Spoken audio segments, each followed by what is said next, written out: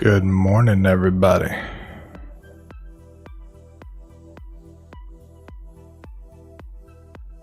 Can you guys hear us? Yo, yo.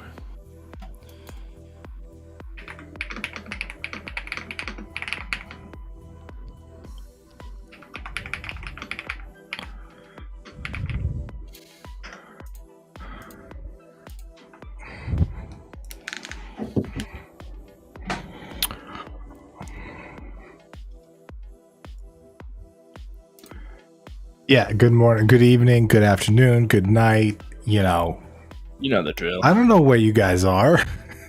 See? Kira knows, she just goes with it. She's like, boom. Morning. Oh, I can now. The writer, Hyperfix Ghost Kira, welcome in, everybody.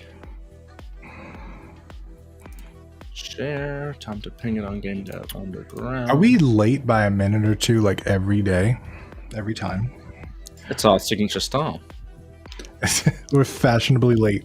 Fashionably late. All right. Announcement going out to everybody. Hey, question for the chat, since all you lovely people are here early. Does the Discord event ping you and then also my @everyone ping you as well? Or do you only get one of those? Because maybe I don't need to send out the second one if the event does that, but I don't know. This is what I hate about social media is algorithms. They say they send it to everybody, but they don't send it to everybody.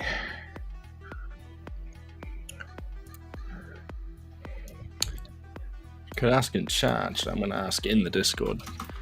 Do you guys get pinged twice by the event announcement or just once?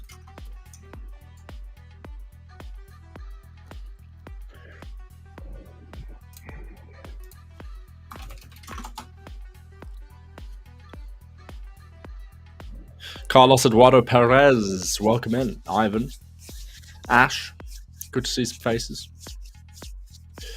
We'll be starting real soon. Just got the Discord in a second, but it does show up on YouTube for me, but you want the few channels into work. Stuffco, welcome in. Nick. Just got one ping from Discord. Okay. We got a long delay too. Long delay? Yeah. Well, we're streaming to restream and then restream streaming to YouTube, so there's already like twice the latency, but it's already a delay. That's a good point. I only got pinged by the post and announcements, nothing from the event. That's what I suspected. So I don't really know how that works. Nobody knows how it works, apparently. I've Googled it, but I think they like it that way, right? Because it's like when you tweet, you think you're going to all your followers, but really you go in a timeline and you might show up with your followers. And you might show up to other people. It's like you guys have a Twitch presence? No. Nobody gets me anything for Christmas, but sometimes. Yeah, actually, we should probably restream to Twitch too. That's probably not a bad idea because we do have a bunch of followers there. We do. And we used to have a partner thing, but they dropped their... they used to have a thing where when you're in the partner program, you can't stream simultaneously to multiple places. So it used to be breaking the rules when we did that, Really? but now it's no longer breaking the rules. Interesting. We don't break rules, so it's ready? No, we're not. We're rule followers. We are. That's... Why would you break rules? That doesn't sound fun. I don't know. I never break rules. I'll never break rules. Events I'll follow them either. Ping, lol. Yeah, Evertrist, no, you're right about that. But I remember, Tim, back me up here. I believe when events were first introduced in Discord, there was an option that was auto-ticked to ping everybody when the event started. But I think they got rid of that. And then the question is, okay, well, did they get rid of that to ping everybody automatically and you don't get a choice? Or do they get rid of that because they're not going to ping anybody? So you just... Every social media platform ever has to go to the algorithm approach because we have 80,000 people in our Discord. We can't, like, with great power comes great responsibility, right? We could ping those people 10 times a second. So you have to start. And then what happens is if you do that and people are on mobile, then people start muting their notifications for the whole Discord app. Yes. And then Discord and all the other servers lose out. So they have to start selecting which notifications to send you, because over time you get too many of them. And that's why even like when you turn on the bell now, there's like 2 different bell options on YouTube. One is like subscribe, and then the other one's like subscribe and get notified.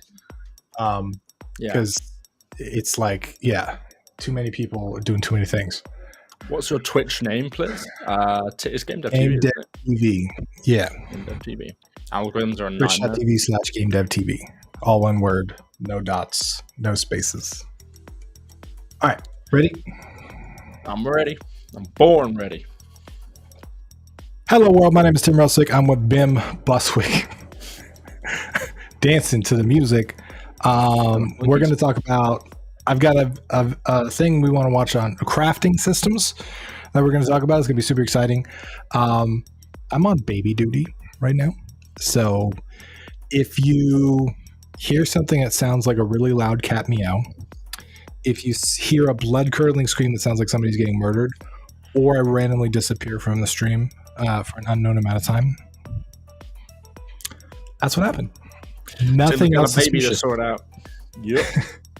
She's sleeping now, but her slumber doth end, and the nightmares begin. Nah, she's a cute. She's cute. She's a cute little thing. She's a cute little, very loud, little, lovely creature. No worries, but yeah, just letting you guys know if Tim has to vacate quickly, I'm here to cover. I have to go back to work, but I hope you'll have a good day. Ashley, see you. Thank you very much. I'll miss you greatly. Thank you. Team No Sleep. No sleep. Best craft is the one you discover after beating the game. Hell yeah. Hell yeah. I want to know how to make what that do you mean? After what do you mean by that? Okay, before we get into that, before we get into all this, I would love to know an example of a game that you guys thought had a really good crafting system. Ooh. Just to see where everybody's at. Because I feel like Minecraft is the obvious example, but personally, I might get some shit for this. That crafting system is impossible without looking shit up. Dude, you can't. How are you supposed to play that game without going on the internet? For real. Like, well, you can. There is an inbuilt craft book. In the game, it'll tell you what you can. All right. Well, I'm such a casual player. I didn't know that. Well, there you go. Oh, baby crying. Is that it already? All right, guys. Thanks for joining. Tim's. You guys, I have the monitor right here, and I can see her on the camera. Okay. But sometimes she sleep cries, and I'm like, she's having a little nightmare, a little baby nightmare, like we ran out of milk or something. I cry when we run out of milk, to be honest. Sometimes I sleep cry too. You know, life be like that sometimes. It's Tuesday night, and you're like, oh, we got a stream tomorrow. Panicking in your sleep. That's why I have these one ear, like I'm DJ. Yeah. It's because the noise canceling on this is so good. Like I can't hear the monitor. Can't hear it. God damn. Tim, do you know how noise canceling works? There's active and passive, and they work differently. Right. Yeah. Active actually uses microphones and reproduces the opposite sounds. In your ear. Yeah, I'd heard about that. It was real cool. It's high tech. But listen, we've been getting some replies in chat, so we have not been talking about those at all. People are saying, someone said, I hate Minecraft. Listen. Why? Why, man? Or girl? Why? Minecraft is one of If you memorize it, then it's like, okay. Like when you make the axe and you do like 3 thing and like it looks like an axe and the whole thing, I'm like, okay, that's kind of clever. But like, how would I know that is the thing? And you're saying there's a craft book. I'm saying there's a craft. It tells you, man. You just didn't. Dude, I've seen you play games. Text comes up, skip it immediately. No, and dude, you don't read none of it. The most I ever played Minecraft was one time I was playing with my ex, and I built a whole house on a lake, dude. It took like a week. We found this beautiful lake, and I built like this house, and it had like this whole thing, and she kept going down in the basement, and I was like, what are you doing down there? And all of a sudden she was like, I made a portal, and she went through the portal, and this fucking giant dragon thing killed everybody and then destroyed my whole thing, and we could never find my lake on the house again, and that's why I didn't retire, and I was sad and never played that game again. Thank you for that, Tim. Is that what you have nightmare cries about? Sounds like the kind of thing. Yeah. Sometimes. I'm real sorry. That sounds like a tragedy. Yeah. It was sad. I don't know why you would build a demon portal in the basement. Tim just sucks A at lake Minecraft. house. Okay. Tim just sucks. Doesn't make any sense.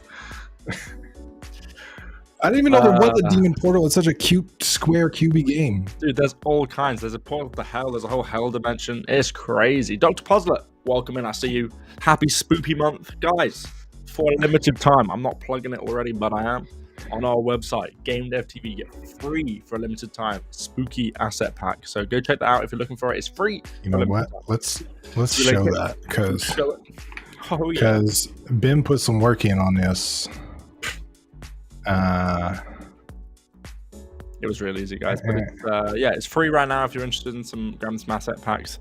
Once Human has a decent crafting system, at least in my opinion. I've never seen that. You know what? There needs to be, you know that website, Tim, you pulled up about where it shows games UI? There should be one of those for like every system in a game. That'd be real cool, wouldn't it?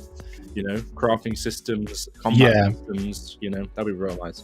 Guys, as you can see, for free for right now. So if you're $0, go grab. It's got lots of spoopy assets. These are all modeled by our resident Grant Abbott and assembled and made super spoopy by our resident Bim. Bim, I think, I don't know if he manipulated this, but we ended up with 69 assets. So listen, I may have deleted 100 assets. I'm assuming he didn't mess with it for the meme. He wouldn't just delete stuff for the joke. But do that. That's what we ended up with. So there you go. Free assets. What version of Minecraft are you playing that doesn't have the recipe book? Well, the writer, I seem to remember, to Tim's credit, that way back in the day, it may not have had it. So, who knows? Maybe Tim was just playing an old version. I like Echoes of Wisdom crafting because you YOLO your recipes. Echoes of Wisdom, again, not heard of this. I haven't had most of these games, to be honest. I do generally tend to stay away from games with crafting systems because I can't be bothered. But some of them are real nice. I mean, it depends. What do you mean by crafting? You know, do you mean customization, or you mean gathering objects and bringing them together? Maybe that's a good place to start. Like, what do we mean by crafting? So, gathering objects and assembling together, I think is a good definition. Like, you just find a bunch of stuff and then you craft it into other stuff. Would you consider like refining crafting as well? Like, because some of those things have like you gather ore and then you put it in the like oven or whatever, and then it comes into. Yeah, that's a tricky one. I don't know. Kat, what do you think? Crafting book is a newer. And then the other part of it is like, what is crafting one of those universal systems that can work in all types of games, or is it better suited to things like RPGs or inventory heavy games that already sort of have that element built in? Because crafting, dude, I don't have a good example of like a light crafting game that's been done well. Yeah, you know what I mean? Like, you kind of gotta like, it's got to be interesting enough. Like, each material I feel like needs 2 or 3 or 4 uses at least, you know? Like, you can't just have, you can only use wood for this one thing. Like, that almost defeats the point of crafting in a way. The second you introduce crafting, you almost have to, by principle, kind of it expands very quickly. The scope of what you're making gets much bigger very fast. So yeah, I agree with that. You can't just have, get these 4 things and build this thing. It's like that's less crafting and just more of a quest. You know, that's just more like, okay, this is one-time puzzle. So yeah, I don't know. I don't think it suits all games. I would say crafting is when you combine otherwise useless items into useful ones. That's you know what? That's a good definition. Otherwise useless items, because that's true. You well, I guess that could still be the quest thing I just said. I don't know. It's interesting. Do they have to be useless though? Because no, I mean, I guess that's what makes it fun, though, right? Is you go out and you look at a tree, and then you hit the tree a bunch, and you get some wood, and wood's kind of useless, but then you can make an axe, so you can hit the tree better. You know, you get some wood, Yeah. you get some metal, and then like, okay, now it's it's like a loop that like rewards you for doing it. Yeah. Dishonored, I don't remember. It's been so long since I played Dishonored. And if I played Dishonored, realistically, I probably didn't craft anything. I probably just jumped around like a ninja and killed people. Gary says there was around 70 assets, but one fell on the floor and got lost. Listen, I'll tell you what the 70th asset was. There was 70. But to my luck, the 70th asset was a light that Grant had left in the scene. All right, it was just a light in Blender. It wasn't a unique mesh, it wasn't an asset. So I said, you know what? We don't need that. Get that away. We got a nice round number. We let Bim control an asset pack, and this is what happened. That's what happened. So, first one. Let's go. Not my fault. I didn't do it. I don't even know what's so special about that number anyway. You guys are just making a big deal out of it. Cooking was a skill in UO. I don't know what UO was. Unreal Engine. Unreal Engine. Alien Isolation has a good crafting system. Back to Alien Isolation. Listen, Stufko, Alien Isolation is my favorite horror game of all time, but I don't know if I agree with you that it had a good crafting system. It felt quite clunky. It felt... I don't know. What did describe it? Because I don't have a lot of experience with it. Well, Alien Isolation is a survival horror game. So what you'd do is you'd find parts and you'd craft them into a variety of different objects, noisemakers, Molotov cocktails, whatever you wanted to help you get through the level. You could get through with nothing. You could get through with all of them. I think maybe conceptually, maybe what I'm complaining about actually isn't the crafting system, was more just the UI of the crafting system. It's very, very janky, very just not smooth. But UI as a whole, I think most of the time, by default, when you're building a crafting system, you have to have UI, which means you have to have inventory menus and ways to move stuff around and kind of do that. And that's a big pain for a lot of developers too. That's quite a bit of developer overhead, UI stuff. I have seen some games like what is that game called by Sock Pop? The card game. That's one of my favorite games of all time. How am I forgetting it? I'm looking on Steam. Hold on. But there's some games where they like manage to either integrate the crafting into their existing UI, or they manage to make it where you can sort of interact with the world a little bit. Like Forager did this a little bit, where you can like drag objects onto like you build little like stuff in the world, and then you like drag stuff to it. Minecraft did this a little bit, but Ultimate Online, Unreal Onion, Unreal Orange. Orange, you glad I didn't say yellow? Yellow. There we go. Banana. No, Banana. I'm just gonna search Sock Pop, and they have 109 games. Stacklands. That's the game. Here. You guys have all seen this. This game is amazing, and if you don't own it, you should go buy it. Because it's amazing. Stefan says, Stefan, I think any good crafting system needs a tree-like structure. Otherwise, it's kind of like the quest thing Bimothy said. Bimothy. Oh. So what do you mean by tree-like structure? Do you mean that like the I'm assuming you mean upside down tree, which is like the base objects have a lot of crafting opportunities, and then the more advanced objects you get, the less crafting opportunities you have with those objects. So this game, you just drag and drop cards on each other, which is super cool. I don't know if that's going to work. Probably not. But what you can do is you drag a villager on a tree, and then he starts chopping down the tree. Wow. And then a wood card pops out. And then you put 3 wood and a villager together, and then he builds something. So it's like it's got crafting in it, but it's all built into the UI of the game, which I think is super elegant. And I really, really, really, really like that. I had a really fun with this game. That's a really nice art style right there. Thank you. Yeah, I love this art style. Cool. I love it. Really clean. Stuff it says, yeah, the alien UI was rough, but I think scrounging for supplies in the sense of the items being relevant to the thing made. Yeah, that's true. You'd like literally pick up bottles of vodka and stuff, and then attach fire to it, and that was real nice. Oh, this game, didn't that studio release over 100 games? I don't know. Tim, did they? 112. I just saw 112. it. Yeah, I think they were releasing games every month for a while. And you could get them all if you subscribe to their Patreon for $3 a month. But then they had a few games that did really well. This is one of them. And I think they slowed down to like focus on their design a little bit, which is cool. That's Right. what I prefer. Oh, that's cool. Yeah. They're really great designers, and they all have this quirky, light art style, which is awesome. I like a crafting system that infinitely scales. Broad ingredient substitutions. I should be able to craft the chair from any of 10 types of wood. Has anyone here played Raft? And does anyone have any opinion on the Raft/Raft crafting system? Raft. It was kind of similar to Minecraft, but I don't know. It's on my wish list. I've been wanting, because I like the idea of it. It's real good. I watched some YouTubers play it, but then I was like, I don't know. Sharks. I don't like sharks. I live in Florida. Crafting. You've had a hurricane recently. There was some flying sharks, I heard. Flying gators. Okay? Flying gators. God damn. The gators come at you.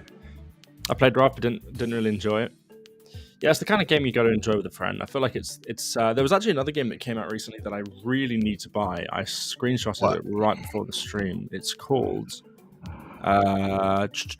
Outbound. It was adventure, and it's basically Raft, but yeah, there it is. It's Raft but in a camper van, which is real cool, and it looks real nice. And it's basically exactly like Raft from what I've seen. You drive your little camper van around, you can upgrade it, you can add stuff onto the roof, you can paint the van, you can, it looks real good. You want to go on a road trip, Bim? Dude, Tim, road trip streams? Hey, yo. Bro, I got a Jeep for this reason, but my Jeep don't do that. That was magical. That is magical. Hey, listen, I need one of these. That's pretty legit. That's pretty cool. That looks real good. So if anyone's interested, I'm keen. Didn't really enjoy it, but we're 24 minutes in. Tim, you had a video for us today. I don't know if we even got time, to be honest. Well, I'm concerned about the baby thing now, so maybe we don't do the video. We'll save the video for next time. But crafting, we've had a good conversation about crafting, guys. Interestingly enough, I think crafting is a good rabbit hole into what puts you guys off about games, right? You open up a game, it had a cool trailer, it had some cool marketing, it looked cool, right? But you open it, what is it that puts you off specifically? You're like, I can't be bothered for this, or I really don't like this, or, I can't deal with it, I can't be bothered. It's not objectively a bad thing. Like, we're not talking about glitches or bad design, but we're thinking, aspects of games that maybe other people like that you just can't stand. If you let me know if you got any. Crafting with too much junk, a long tutorial. Well, the reason go ahead. No, you go. Well, I was just going to explain to people why I've suddenly gone onto this is because I think crafting is one of those things where it's good in theory, but if you pull it off with a clunky UI and it's not intuitive, or there's something wrong with it, I think you could throw off a lot of people. You know what else is related to that too is inventory limits on space. Right. This is a design element that I've never understood, because if you're crafting, right, I don't really know what the point of limiting your inventory is. Right. Like, to make you use stuff, right, I guess, but in a crafting game, that's all you do. Is use stuff. Yeah, you can't be a hoarder, really, like, because you're just constantly making axes or whatever, because your axes are breaking, right? So I don't know why it limits, and it's the most frustrating part of the game for me, because you're just like, you could easily make it unlimited inventory, and I don't know why. If any of you can think of a good design reason to limit inventory, other than like cycle through your stuff, which is the whole point of a crafting game. That's a good question. What you mean, like even in Minecraft, for example, you've got a limited space? Yeah, my question is why? Like, isn't it just to me that like removes the fun out of the game? But isn't it to force you to do more other than just hoard? Right. So in the normal game, I get it, right? Like in Resident Evil, Yeah. the limited inventory is great. Like you can't hoard stuff. You gotta. It's a really interesting choice and where you put your gun and like all that stuff. Let me pull this up for inventory. I really like the Resident Evil inventory Yeah, system. it's great, dude. It's really cool. Resident Evil 7 especially. Oh, it's beautiful. So like it's a grid system, right? And then like the actual weapons take up these squares on this grid. And so this is a really interesting choice of where you put your inventory and how you put your inventory, how do you arrange and all this stuff. I think this system is great. And this is in a game where that's super relevant. They want you to feel like you're at a disadvantage. They want you to feel like you're making those interesting decisions, right? In a game like Minecraft, the game is called Minecraft. You go in mines, you mine stuff, and then you craft stuff. That's the whole game. Yeah. So you can't do anything else than mine and craft, right? Like maybe you can go fight enemies, but like the why would you do that in that game? Like that's you know what I mean? Like it doesn't incentivize that behavior. There's no. Guys, I think Tim fundamentally misunderstands the average Minecraft player's experience. But yes, maybe I'm talking about from my experience. Yeah. So like if I go into Minecraft and I want to dig a bunch of holes and I want to build a lake house, right? I'm really upset about this damn lake house. Oh, man. If that's what I want to do in Minecraft, the limit just stops me from doing that repeatedly. Yeah. And then I have to like clear it out or use a bunch of stuff or put stuff in chests and forget about it because I have ADHD. I can't fucking figure out, they're not clear and I can't see what's in them. And then I got like 7 of them, like it's just. Yeah. Well, in your case, that's probably why they implemented the creative mode, basically infinite inventory. You can build a lake house. There's no survival mechanics. There are no, That eliminates the game for me though. That's not, because I don't want to be fully creative and fly around. Right. I still want to be in the world and find my own materials and all that. I just don't want to be limited by the. Yeah, well, people are saying it's kind of maybe got something to do with memory, so that could just be it. Maybe that is it, especially in multiplayer games. Yeah, in a video game. Multiplayer games. Sorry to interrupt you, Bim. Right. Makes a lot of sense in multiplayer games. Right. What you don't want is person that started 4 years ago and person that started now to like be at an extreme disadvantage, right? Yeah. And if you have unlimited inventory, totally makes sense to me. Single player games, limited inventory, I cannot think of a good reason other than incentivizing use of the items that limited inventory adds. And if you incentivize use of the items in a game like, Resident Evil or whatever, cool. But in a crafting game, that's all you do. So there's already a built-in incentive to the items. Right. Anyway, I'm done with this rant. Guys, if you can come up with a valid reason, a counter argument to Tim, we're not going to spend all stream arguing, but guys, let me know because Tim, you got a good point. And I think it's one of those things where we probably don't even realize we have a choice there. That's one of those things where we just assume, okay, in any given game with an inventory, there will be limited space. We just assume that. We're used to it. And so developers take on that previous design without even realizing it, right? Yeah. But I don't necessarily think it's a valuable design element. Grounded allows you to auto-sort. Someone who wants to play fun games. Next, Tim, Bim, Rick at Pawen. Rick is, he's lost right now. We don't know where Rick is. Who knows? Maybe we'll let you know. We'll bring him in. I think that'll be cool.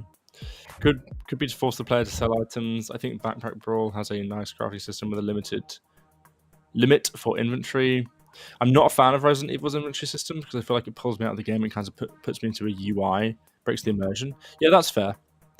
It does do that. Yeah, that's a disadvantage of it for sure. I think some of the Resident Evils do a better job than this, don't they? Like.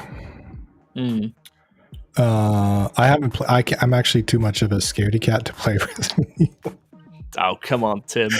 I can't actually play it. Do it. No, I tried Dead Space and I'm like, nope. Really? Never again. I got like 18 minutes into that game and I'm like, nope. I'm out. So some of the other things people were saying they really don't like in games, there seems to be a few people saying the kind of the obvious one, right, which is super complex UI too quick. And I couldn't agree more. Agree with that, 100%. So there's two elements to that. One is, One is the complex UI itself, right? Like, Yeah. who knows what to click on this? I don't know what to click on that. I hate looking at that. Oh my god. But Yeah. the other part is the on. Oh my god, can we get a regular resolution image, please? Or look at. Oh my god. Jesus. Oh my god, dude. Okay, so again, the second part is the onboarding, which is showing you a thing one at a time until you get used to it. This is obviously like a custom setup where somebody added all this stuff because they know what they're looking at. Yeah, that's modded. Probably. But yeah, so those two parts are very important. One is the general complexity of the UI to begin with, and the other is the understanding of the UI and how it's taught. And if you fail on either one of those, you can have players that just won't play your game. I want what is that game called? The Stellaris. I love space sims, dude. I love them so much. I want to play this game so bad. And I finally decided one day that I would play it, and I couldn't because I don't know what any of this is. What you're So clicking then- on or what? Yeah. A year later, I was like, you know what? I still really want to play that. I'm going to watch an hour-long YouTube tutorial on how to play this.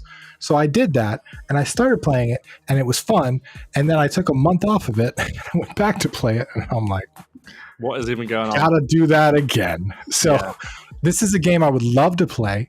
I would love to buy all the expansions for. They would 100% have me if they streamline some stuff. Now, I do want to say this game was a lot simpler than some of the other games I played. Generally, once you get the hang of it, a lot of the menus are on the left side.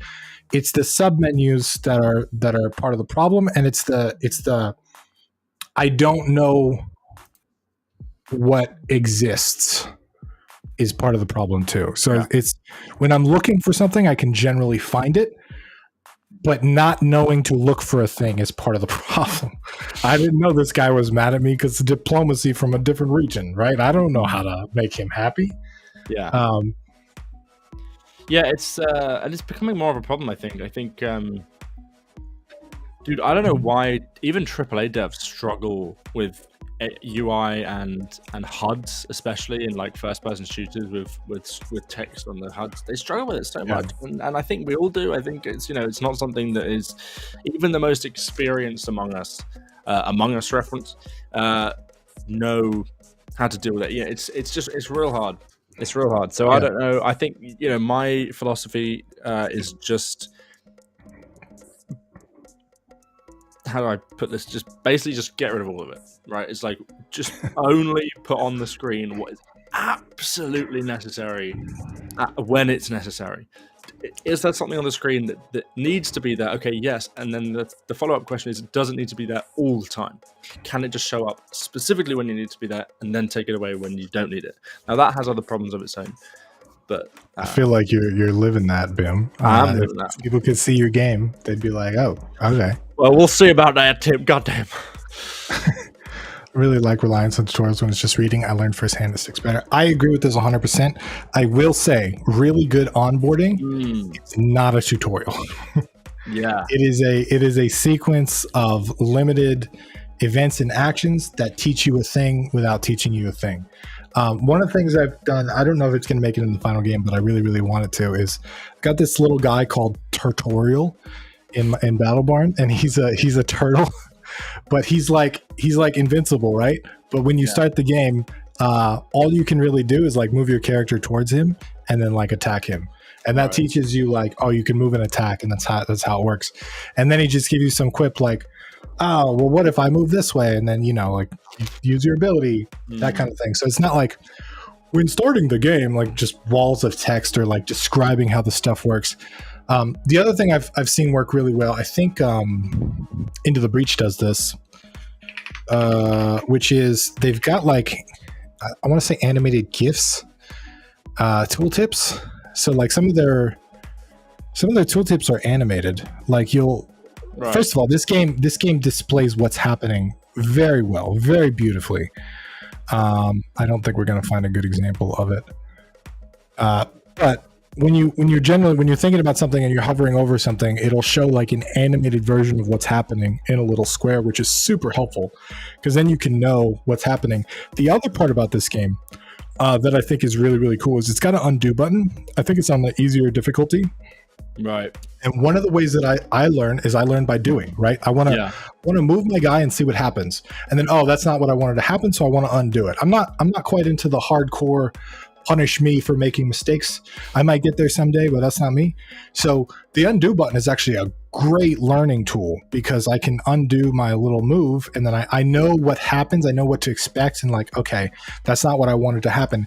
And so that prevents me from that helps me play better because it lets me know kind of what my move is going to do and make sure that my move is intentional, not my misunderstanding of the systems that will kill me, right? Yeah. No, that's totally fine. And I feel like even if I don't know how to play your game, if you give me a choice between tutorial and just playing, I'm going to play every time. I ain't playing your tutorial, you know? If you want to have a tutorial, you know, this has been talked about to death, but you know, and players are more aware now when they're taking part in one of these, but I think that's okay. But you know, invisible tutorials, you know, people always talk about Portal 2 has fantastic invisible tutorials walking you through it, you know, and even though you kind of know, okay, the game's just teaching me how to play it, you know, doing that is infinitely better than an explicit tutorial. So, yeah, they give you pieces of the game one at a time, and then you kind of assemble them together. Yeah. Now, puzzle games usually always do this because that's just the way that puzzles work, and there's sort of escalation there. At least I hope. If you're making a puzzle game that just goes hard, easy, it's going to be really... Yeah. The people have, like, this... In puzzle games, understanding the mechanics is, like, 100% necessary. Like in fighting games, it's okay if I don't understand all of the mechanics because I can smash the buttons, right? Yeah. In first-person shooters, it's okay if I don't know that I have grenades because I could just run and shoot people and still have fun. In puzzle games, you have to understand what's going on, dude, or you can't play the game. So it's extra important in these types of games that you outline that stuff. Yeah. Yeah, no, for sure. UE4 is for European Universalis 4. Just going through the chat again. Watching a 2-hour video introduction on how to play. Yeah, dude, could not be me. That's insane. It was hard for me, but I was dedicated. Tim, I don't know how you did it, man. Paragraphs of text to explain what to do. Sometimes I get it, but like Monster Hunter World, for example, is terrible. I hate all the paragraphs at the start. Dude, if you need to put a paragraph before your player can get playing, I feel like that's a sign for you to go back in and say, okay, how can we talk this out? You know? And I would argue, I would ask yourself several times, do the 5 why thing, where you're like, why do I need a paragraph here? Because I need text. Why do I need text here? Because I need to introduce the player. Why do I need to introduce the player to stuff? Keep going and figure out what it is you're actually trying to deliver. If you're trying to teach them how to if you need to deliver information, figure out how to break it up into easy chunks. And when I say easy chunks, especially if it's text, 1 or 2 sentences max at a time. Yeah. And then try to this is something I learned with Murder Bunnies too. The wording of text is extremely important because there are some words that are richer than other words and they carry more information than other words. So the word attack, right? It has a lot of stuff to it. You imagine there's an attacker and there's a victim. You imagine that there's a thing happening from the attacker damaging the other person, right? There's a lot that comes with that word. If you say hit has a similar amount of value, but it doesn't convey intention, right? So just the word attack sort of delivers more information than the word hit. And thinking through the words that you're using can help you streamline it. ChatGPT can help with this a ton too, by the way. Can you take this paragraph and make it smaller? Can you make it more, punchier, or can you remove unnecessary words? Things like that are super helpful because, like, dude, especially on a card game. When I was working on a card game, I've got 3 lines of text. That's it. and I have to deliver exactly what this card does. And we had to cut cards that were really, really fun, but they were too complex for the amount of words that we had available for the card text. Yeah. And as a result of that, I think the game is better because the game is easily understandable. And there's been 1 or 2 instances of people reaching out to me saying, what exactly does this card do? And it's usually with other card effects. It's usually like, in this one bizarre scenario, when this card is against this card, what happened? You couldn't playtest to get to that. Yeah. Right. And because we play tested a ton. But I'm really proud of that because like there's a lot of areas you can go wrong, you know? Yeah. Explain deep concepts in as little words as possible is a skill that takes practice. 100%. And my experience in marketing has helped me a ton with that because copywriting is sort of similar to that. When I'm writing a headline, I have to get across the essence of this entire page or this entire product in one line. So experience writing headlines, which I think helped, but it is an art. And that is exactly why you would hire a writer or have somebody that has writing experience, because words are art too. And coming up with the right words in the right combination at the right length is not as simple as, you know, and your game will suffer if the first thing players hit is paragraphs. Yeah. A lot of kind of working backwards from that, though. I know that a lot of, well, not a lot. I don't know the statistics, but one of my favorite games, or was one of my favorite games, if anybody has played it, is a game called Rainbow Six Siege, which is struggling hugely at the moment with onboarding. Because the game was simple, but it's been out for so many years, and it introduces new features and mechanics every season, every couple of months, that, you know, when you first go into the game, you can't play multiplayer properly until you're like level 50, and you've got to go through this really long and laborious tutorial system. The single player tutorial, it takes forever, and you got to, you know, it's really like, I went back and did it, and I just, man, I would hate to be playing this game again from the beginning if I hadn't played it before. It would just, dude, those are extra frustrating in multiplayer games. The amount of times my brother and I are like, we've got an hour or two, and we're like, hey, you want to play a game? And he gets on, he's in LA, I'm here in Florida, and we get on, play a game, and like, oh, we got to do the tutorial first. Yeah.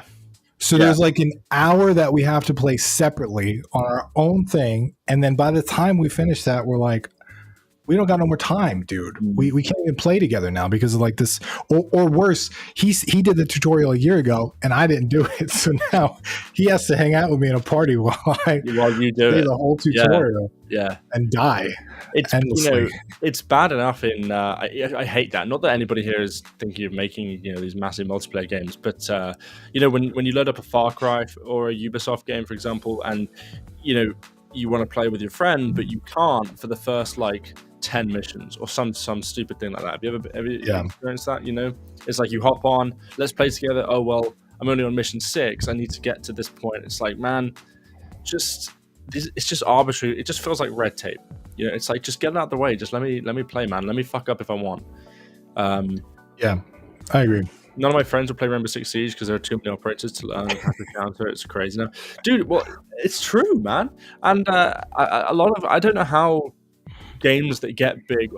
Tim, what would you call this style of game where you've kind of like League of Legends or whatever, where you have operators and balance, you know, counterbalancing and not counter. Hobby. Hobby. A full-time job, maybe. Yeah, maybe a full-time job, but I don't know what the term for it is. But when you've got like chess pieces and strategy games, is that what I'm getting at here? Is this the strategy game? I don't know, but I don't know how they handle it. Where they, you know, if you keep the game running for so long, you introduce newer and newer strategies, and eventually it gets so big that it collapses in on itself. So I don't know. I don't know either. I don't know if there's a word. No. Is that Sam Fisher in the game? Yeah, Ubisoft game. Is he really? He is, They'll put Sam Fisher in Rainbow Six, but they won't give us another Splinter Cell? Are you kidding me?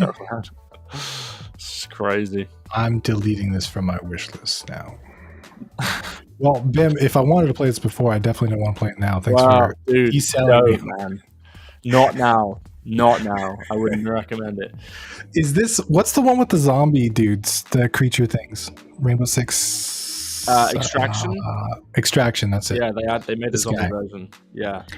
We tried to play this, me and my brother. Oh, really? Is that the one with the tutorial on it? Actually, if we did have to do a tutorial, but the tutorial didn't explain anything, and I was really confused on what to do. Okay.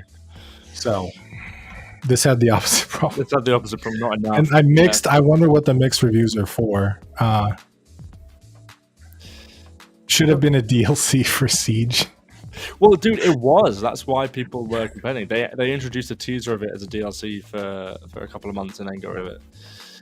Are there any? They got rid of it. They got rid of it from and then made it its own separate game. So it was in Siege. People got a taste of it, and then they said, "Nope, we're not doing this. We're going to make it its own game." This is kind of how I felt about it. Clunky and turned, because I remember playing Rainbow Six, and one of the things I liked about it was like you get shot, you're dead. Yeah. You know? Yeah. So don't get shot is the whole point of the game. The whole point of the game, yeah. So you're super like careful on what. But that's what I remember from playing like back in the OG Xbox days. Yeah. But then they added all this stuff on top of it that I was just like, can I just pick a flashbang and like a correct weapon and then like go play? In positive news, though, Wasabi's asking, are there any upcoming games to be excited about? And then any Half-Life or Half-Life 2 modders in chat. Wasabi, my game development journey started with modding Source Games, using Hammer, Half-Life 2, Portal 2, CSGO. So, yes, in chat and on stream. But are there any upcoming games to be excited about? Tim, let's be positive. Do you have any upcoming games you're excited about? Anything you've heard of? Anything you've seen? Chat, what do you think? You can go to my wish list. You can go to your wish list. Let me look. Is that dangerous? Yeah, all these anime girls on my wish list. I gotta hold on. Down, Tim. How do you get to your wish list? I don't think I've ever wish listed. Or wish list. Okay. Fallout New Vegas. I'm looking forward to that. Really? Stalker 2. Is that coming out? There's a new Metro game coming out, which I'm really excited for, but it's VR only, unfortunately. So I'm real bummed about that. I might have to buy it. Mini VR. Metro? I love that game. Okay. This game Not Mini Metro, new Metro. This is a great game. I'm addicted to it on my phone. If you guys haven't played it. Real good. I love this game.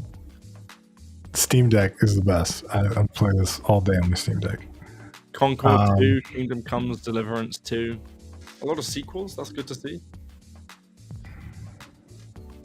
All the better Subway.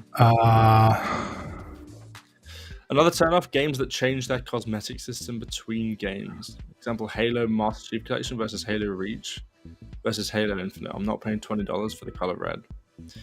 Yeah, games, for some reason, they don't... I've never known AAA companies to stick with what worked. They always change it and make it worse in doing so. I don't know why. No, they just need to make it serialized. They need it again and again and again again and again. All right, I'll tell you a game I'm excited for.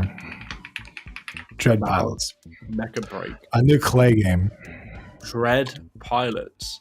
Yeah. This is a action roguelike shoot 'em up game with a little pilot guy. I actually have no memory of this game whatsoever, but it's on my wish list, so apparently I'm excited for it. But Clay makes good stuff. Clay's made Really? Don't Starve. Yeah, they were good. Oxygen Not Included. A bunch of games that I love. Invisible Ink. That's a great game. Did you ever play Dev.tv? I didn't, Wasabi. I did not, but link it. I'll take a look. Hashtag link it. Rove, what's this? Yeah, man. My wish list is weird. Oh, Mind Clash is on my wish list too. I don't remember this either. I think I watched like YouTube videos of like exciting new indie games, and then I like add stuff to my list or stuff from the community. This looks pretty cool. I got really into mining games for a while. I played SteamWorld Dig. I love that game, dude. That game is amazing. This looks pretty cool too. One thing I've noticed, Tim, is you're really big into 2D games. Actually, you really like. Yeah. Is it the motion sickness issue we talked about before on another stream, or is it just what? Why is it? Just out of curiosity. I don't really know. I don't think the motion sickness thing played into it because that's really only the last few years. Right. But I think I enjoy simple games with simple systems. Right. Or maybe simple is the wrong word because I like strategy games, but I like easy to understand, hard to master, I guess. If that makes sense. Sure. And I think 2D takes an extra dimension out of everything it does by default. So the systems you get in these types of games are pretty elegant. I also think it's an art thing. I think I prefer 2D art. I don't know why.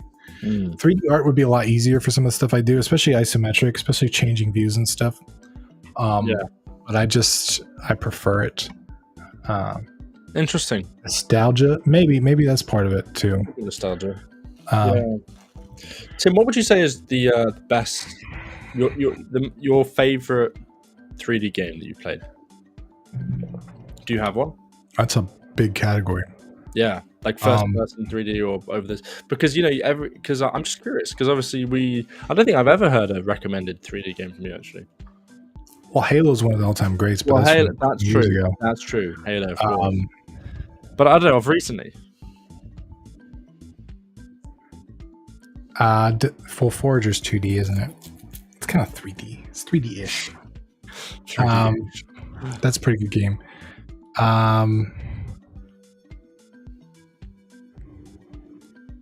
Dude, I don't know. We can go to my library. Interesting. Yeah. What about did you ever get around to playing Inside? That's kind of 2.5D. I never did. You never did? You should play that, man. Yeah. Actually, okay, there's a game called Godless, which I like. I wouldn't call it my favorite, but it was a good 3D game that I played, but you're gonna hate me because it's 3D, but it's like oh, for God's sake! It's like it's 2D. Isometric top down, basically. Yeah. Damn. Yeah. It's so crazy because I think the reason I'm pushing it is because a lot of the games that I think you're into, I would intentionally move away from actually because I really enjoy that feeling immersed in that 3D experience of a first person or third person adventure. I feel like maybe it probably boils down to maybe the reason we play games is different. If I'm going for immersion, you're probably going for what? How would you call it? Strategy, maybe, or systems? You were saying. Well, Power World did that. Power World's 3D. Well, that's true. Power. That's the most recent example. Yeah, I love this game. Yeah.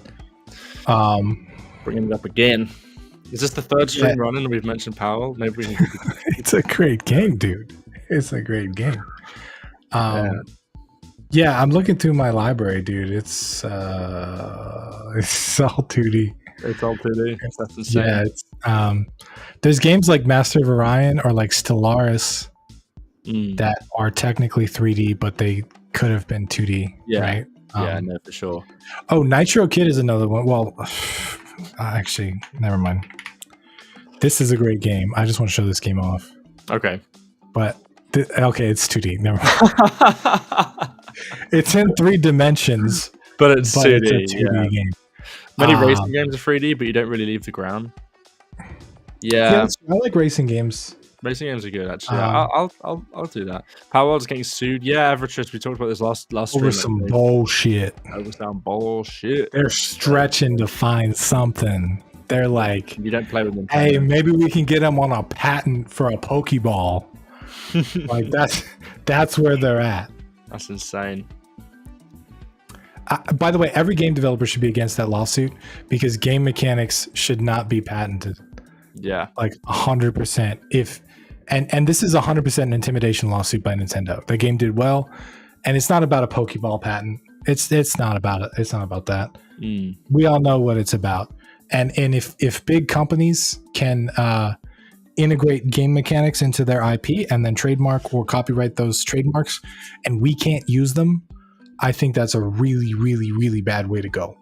Yeah. Yeah. Can you imagine just be like, oh, well, I own shooting. Yeah. No shooting in your games. Sorry, guys. Well, I think I have hope. I have hope because actually Marvel and DC recently lost their trademark over the word superhero. They had superhero trademark for a long time, and they've recently lost it. So I think maybe there's hope there. Patent they created after the game was in development is crazy. Yeah. From what I heard about the patent, they made it specifically to sue Power World. Well, that makes sense. That makes sense.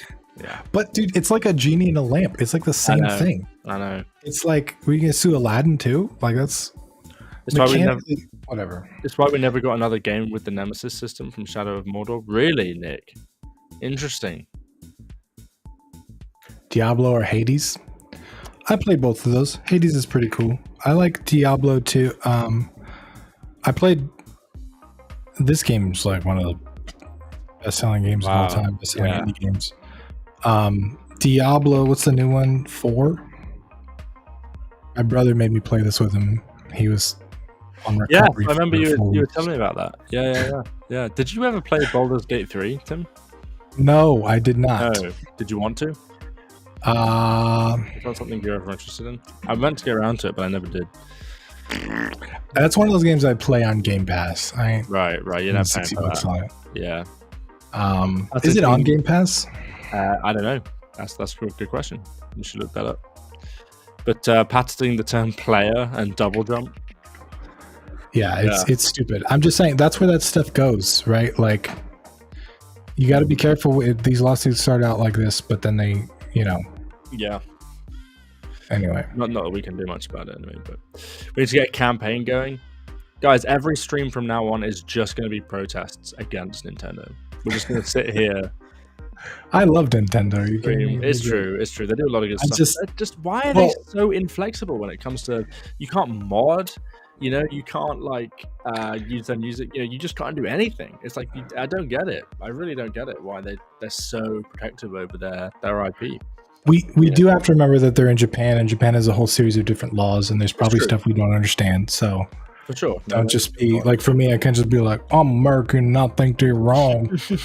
Well, you can say that. So I'm sure there's other things, but from my perspective, it's like, yeah, Nintendo already takes people down for showing gameplay of Mario, because there's no fair use in Japan. I don't know if you guys know that, but that's part of the legal grounds on how they can take stuff down. So really, fair use, yeah. When you're showing game footage, it's like fair use because it's like you're playing the game and you're adding something to it and like all that stuff. But that law doesn't exist in Japan. So since it's a Japanese entity, they legally can do that stuff, which is dumb. So what about can they enforce that on the internet? I guess yes. Well, think about it, dude. How do you do that? Like what? Yeah, we ran into this with GameDev.tv, dude. Like we're a global company, so it's like, how do we? GDPR is a good example, right? It's like our website's available in Europe and it's available in America, but Europe has a series of regulations that we have to abide by, but America doesn't. So the easiest thing to do is just abide by the Europe regulations, because everybody's cool. But there's that's a clear cut one, but there's a lot of ones that aren't clear cut, right? Like taxes and fees and sales taxes is it just gets really complicated, dude. And I don't think anybody really knows how to do it. So YouTube's kind of like, all right, fine, But there are so many YouTubers that play Pokemon games and Mario games and stuff. Are they all copyright? Do they all get cease and desist or something? Do you know? I don't know. It's not cease. Well, I don't know too much about it, but I know that some of the YouTube videos get not copyright claimed, or not striked, not copyright striked, but claimed as in you are uploading copyrighted content, and so the ad revenue goes to Nintendo for that video, or the video gets taken down. Interesting. Okay. So if there's no ad revenue, it disincentivizes a lot of the big YouTubers from uploading that content, and so on and so forth. And so even showing copyrighted characters like Mario and all that, it's a running joke now on YouTube that like you got to be careful doing that stuff because who knows? Well, that's really interesting. That's really interesting. I didn't actually know that. Yeah. So all right, it was a good discussion. We started off on crafting. We started talking about a lot of stuff. We did. That was a good discussion, guys. I really enjoyed that show. I'm still heavily invested in the chat. Yeah, I don't either. Hyperfix goes to the point of taking down videos of Mario gameplay. Is it to prevent the loss of sales? I mean, can only imagine, right? We can only guess, really, at the what. Yeah, well, there's come from. There's loss of sales, then there's what Nintendo thinks is loss of sales. I think this just shows a love of that franchise, and I think if Pokemon were to do a similar thing, they would do way better than Power World would. So, and there's the Disney of gaming. All right, you lovely people, thanks for hanging out. We appreciate you being here. We will see you again next week for another stream. My lovely, beautiful daughter slept the whole time, so it was all good. We averted a disaster. She's waking up. She's waking up. It's time to go. Waking up just now. All right. Thank you guys for hanging. I'll see you next week. See you guys. Bye, everybody. This music is banging though. It is pretty banging. Not to be a dick, but seriously, all their games have felt cheap, rushed. Are you talking about Nintendo? You talking about Skullbox Studio? I'm not gonna. Nope. Okay, listen, man. Go grab a banana and stop your bullshit. All right, I'm on it.